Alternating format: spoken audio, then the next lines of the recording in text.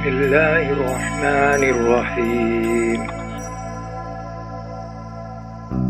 Kajian kita Mukhtasar fi Sahih al-Imam al-Bukhari, hadithun an-nahy 'anil qatl nisa'i was-sibyan fi daril harb.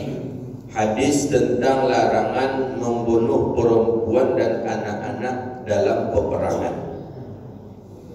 Ini hadis ini tentang larangan membunuh anak-anak dan perempuan dalam berperang. Dalam perang tak boleh anak-anak dengan perempuan tak boleh dibunuh. Itu dalam perang, apalagi dalam demo. Dalam demo, dalam unjuk rasa, lebih-lebih lagi tak boleh. Apalagi kalau tak ada demo, tak ada unjuk rasa, sekedar cekcok aja dengan perempuan, lebih lagi dilarang.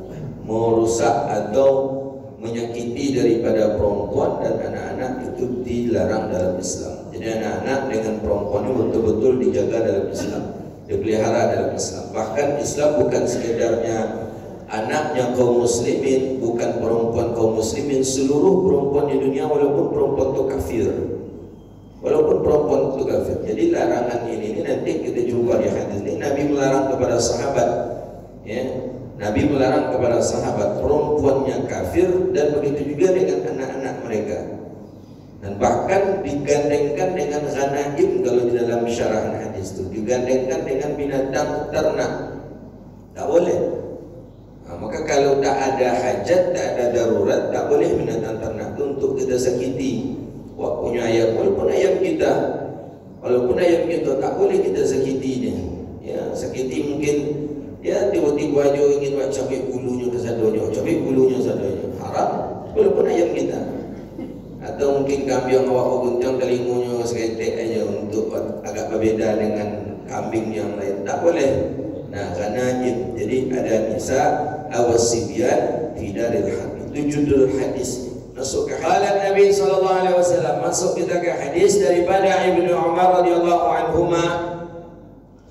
Naha Rasulullah sallallahu alaihi wasallam an qadlin nisa'i was-sibyan. Melarang Nabi sallallahu alaihi wasallam akan kita, dilarang oleh Nabi apa? Qadlin nisa'i was-sibyan, membunuh perempuan dan anak-anak. Membunuhnya ini kapan yang tak dibolehkan? Tu fi daril harbi, ketika berada di medan perang dan ketika berada di kampungnya orang kafir. Daril harbi, umpamanya kita kaum muslimin perang, mundurnya orang kafir ini kita desak terus sampai dia mengalah. Dia tak mengalah, masuk kita ke kampungnya. Ini kampung-kampung kufar, kampungnya orang kafir. Jumpalah anak-anak, jumpalah perempuan, jumpalah ghanaim binatang ternak. Nabi langsung sampaikan, lah, jangan kalian bunuh, tak boleh kita membunuhnya. Nah, ini memuliakan daripada perempuan, walaupun perempuan itu kafirah, walaupun perempuan itu perempuan kafir, tak boleh.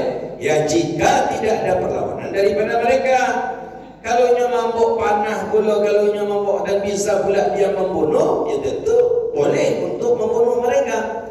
Maka inilah yang dikatakan fi daril harbi wa ma fil qisas. Adapun dalam masalah qisas, tetap perempuan boleh untuk diqisas. Jadi perempuan ni membunuh dia, pas dibawa ke hakim, naikkan qisas. Tak dikisas. Kisas apakah harus lakinya yang menggantikannya? Tidak. Harus anakkah yang menggantikannya? Tak, dia yang menerima kisasnya. Maka di sini dikatakan yang tak boleh itu fi daril harbi, ketika di medan perang. Tapi selain daripada itu, maka boleh mereka untuk ditegakkan hukum seperti hukum kisas dan lain sebagainya. Kenapa perempuan dan anak-anak tak dibolehkan? Fa innahuma, karena perempuan dan anak-anak fi qadratihi, pada keadaannya itu adalah makhluk yang lemah. Lemah. Perempuan lemah sekali. Ya. Anak-anak apa lagi? Tidak ada daya, tidak ada upaya. Maka mesti untuk dilindungi. Baik dia itu kufar atau muslimin, baik dia kafir atau muslim. Jadi kita masuk ke daerah kafir, jumpa anak-anak, jumpa dengan perempuan, tak boleh kita menyakitinya.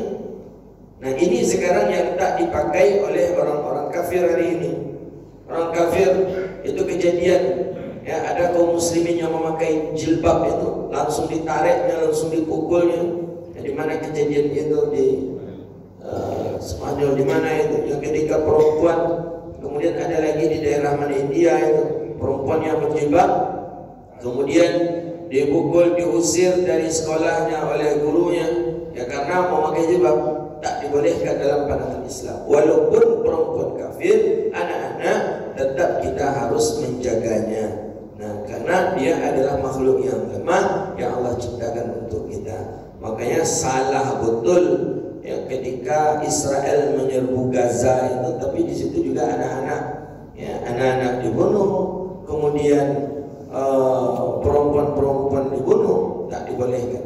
Maka yang pertama kali yang diungsikan itu ketika ada terjadi huru-hara itu adalah anak-anak dan perempuan. Jadi tak boleh, apalagi dalam bab demo itu, tak boleh, unjuk rasa itu tak boleh.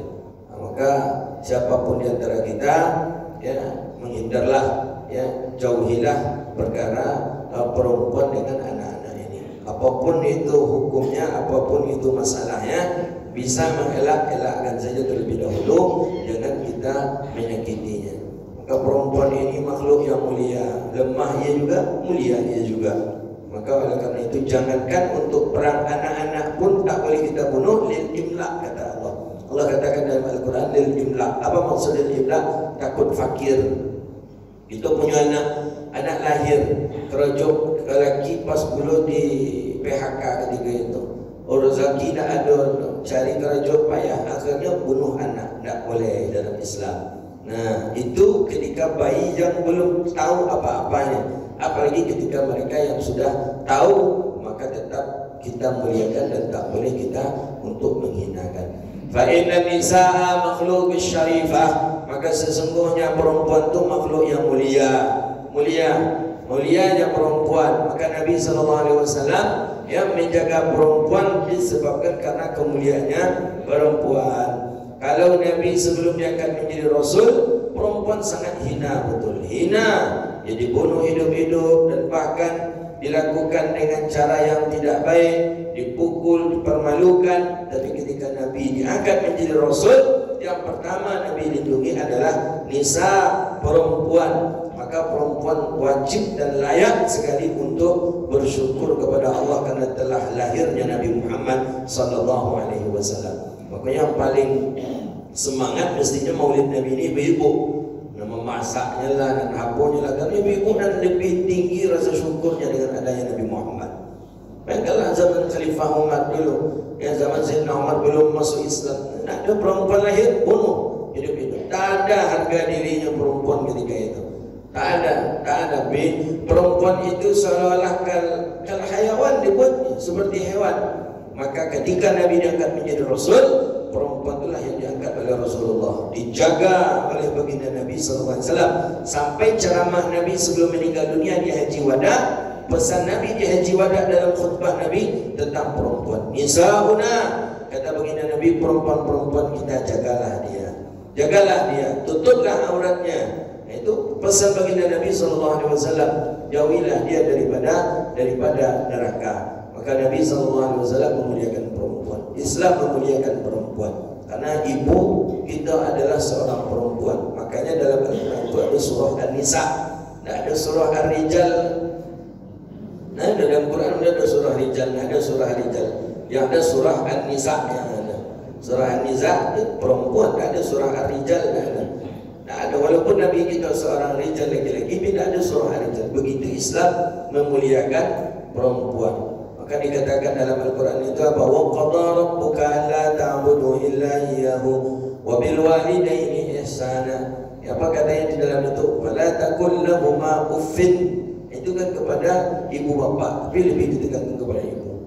Maka sahabat bertanya, ya Rasulullah, siapa yang paling berhak untuk aku hormati, aku muliakan? Kata baginda Nabi, ummuka, ibu engkau. Summa siapa lagi ya Rasulullah? Ummuka, ibu engkau. Summa siapa lagi ya Rasulullah? Ibu engkau. 3 3 kali ibu engkau. Setelah dia Rasulullah, abaka, bapak engkau.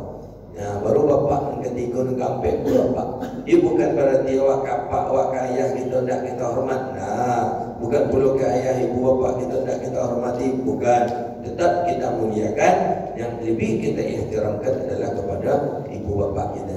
Maka dalam syarahan hadis sebelumnya, sebenarnya hadis itu tidak ada perbedaan sedikit pun. Cuma Nabi menyebut 3 kali itu ingin lebih menekankan bahwa perempuan itu lebih banyak pengorbanannya terhadap kita. Apalagi gini, yang mulainya darinya melahirkan, mulainya dari hamil 9 bulan, ya Allah ya Karim, dengan segala ujian cobaan, sampai melahirkan dengan segala kesakitan, kemudian sampai membesarkan anak, menyusui anak 2 tahun, sampai mengandungkan anak, sampai menyuai anak, sampai kini sampainya yang mencuci pakaian, yang apa segala macam.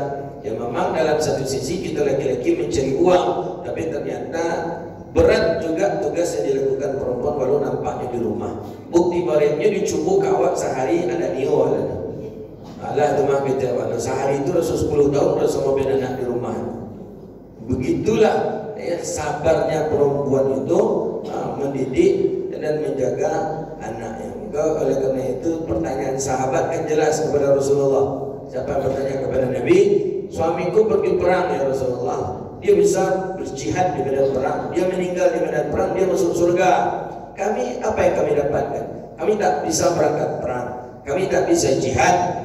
Kami cukup menjaga harta suami kami di rumah. Kami menjaga anak-anak kami di rumah. Afalana, apakah bagi kami itu kau jadi muslim? Samakah pahala yang kami dapatkan dengan pahala suami kami?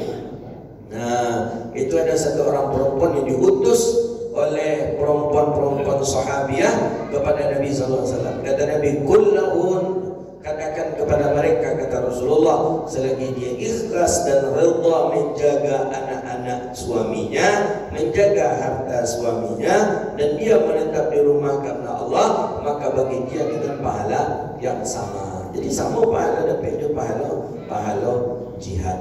Nah, maka oleh karena itu Islam memuliakan perempuan, Islam memuliakan anak-anak, maka anak-anak dan perempuan tak boleh dibunuh ketika adanya suatu peperangan. Walaupun kafirah, walaupun itu muslim atau perempuan yang kafir, walaupun itu anak-anak yang kafir. Nabi SAW selalu memuliakan anak-anak. Nabi memuliakan anak-anak.